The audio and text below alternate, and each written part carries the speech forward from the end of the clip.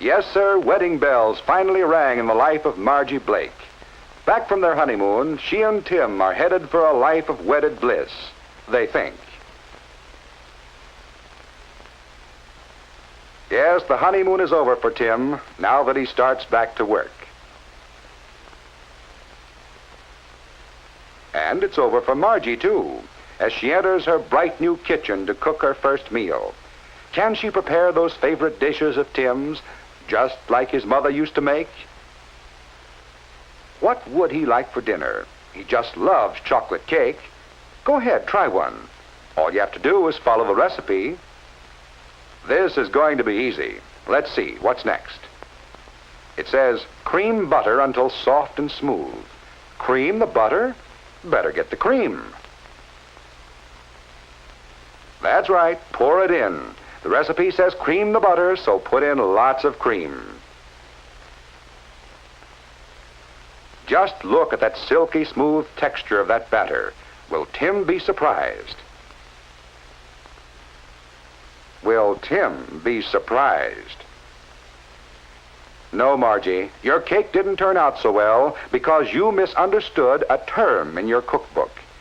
You'll find that your cookbook contains many terms which pertain to cooking alone. It is necessary for you to know what these terms mean before you can interpret recipes properly. To cream butter merely means to work it with an instrument until it becomes soft and smooth. There are many other terms you should know. For example, you must stir the ingredients in your chocolate cake. To stir is to mix food materials with a circular motion to secure a uniform consistency. Later, you may be required to beat egg whites stiff but not dry, or so that they hold the greatest amount of air without losing their elasticity. You may have to fold two substances together. The process of folding combines two motions, cutting vertically through the mixture and turning over repeatedly by sliding the instrument along the bottom of the bowl. The purpose of this motion is to prevent loss of air from the ingredients.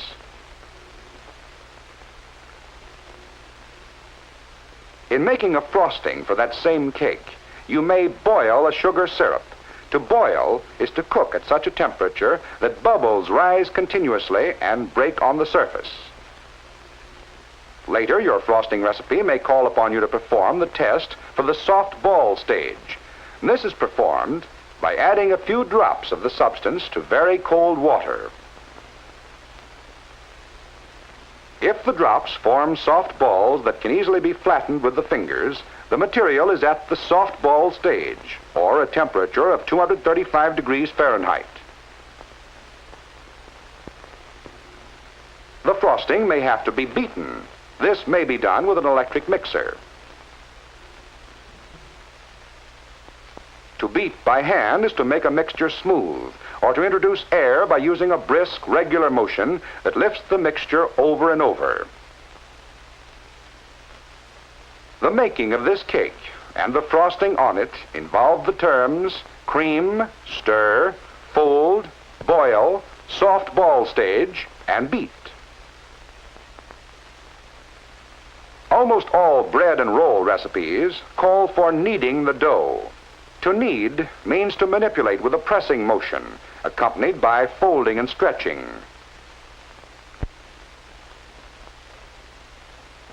In cooking meats, other terms are used. Less tender cuts of meat may best be cooked by stewing. When applied to meats, this means to add a small amount of water and simmer until tender. To simmer is to cook in water just below the boiling point, or at a temperature of approximately 185 to 195 degrees Fahrenheit. Other cuts of meat might be cooked by braising. First, the meat must be dredged. To dredge simply means to coat with flour, cornmeal, or other fine substance. Your recipe will usually tell you what should be used. Next, you must brown the meat. This is done by cooking in a small amount of fat until brown. Be sure to brown the meat on both sides. The third step in braising is to add water and cook by simmering. So you see that the term braise includes three other terms: dredge, brown, and simmer. Of course, braising is only one of the many, many ways in which we can cook meats. One of the most popular is roasting. The terms roast and bake mean the same thing: to cook by dry heat. But before you actually start to roast the meat, you may sear it. This is done by the short application of intense heat.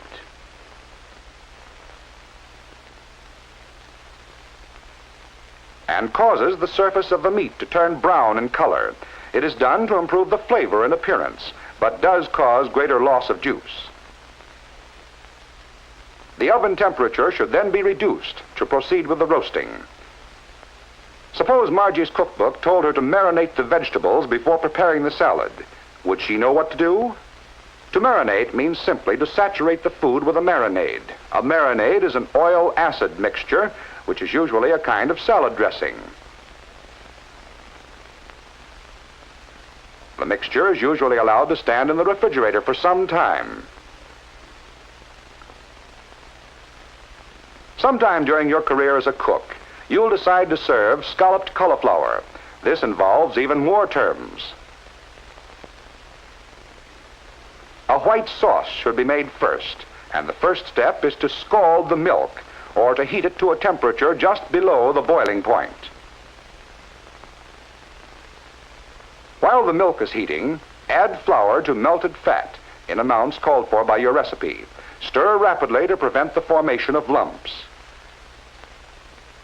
Scalding is complete when a scum forms on the surface of the milk. Add the milk slowly, again stirring constantly to avoid lumps. Notice the scum, which indicates the milk has been scalded.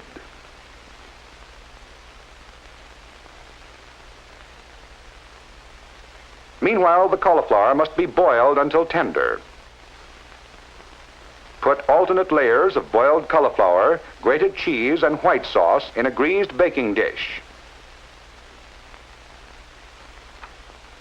A layer of breadcrumbs on top if desired. And bake in a moderate oven until brown in color. So you see, in this case, the term scallop includes the other terms: white sauce, scald, boil, and bake. One of the real tests of a cook is their jelly making, and the crucial point in making jelly of any kind is in knowing when it is cooked.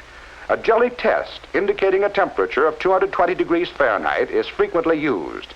One of the satisfactory jelly tests is the sheep from a spoon test. This is performed by allowing a small amount of the juice to drop off a spoon. When the last two drops run together and sheet from the spoon, the jellying stage is reached.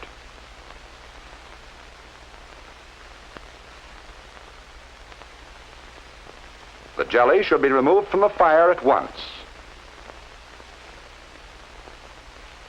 These are only a few of the terms you will have to use and understand. How can you learn the others? Well, most good cookbooks have a glossary of terms in the appendix. Let's see if Margie's cookbook has one. Yes, even Margie's cookbook has a glossary. Cream. To soften a fat with a spoon or beater, you also to combine the softened fat with sugar. If she had only looked at this before she baked that cake. But wait a minute. There's still time to bake another cake before Tim comes home to lunch. It'll be right this time, and he'll never know the difference.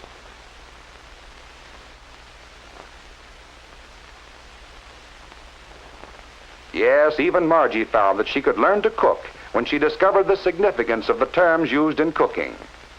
And Tim will never know she ruined her first cake.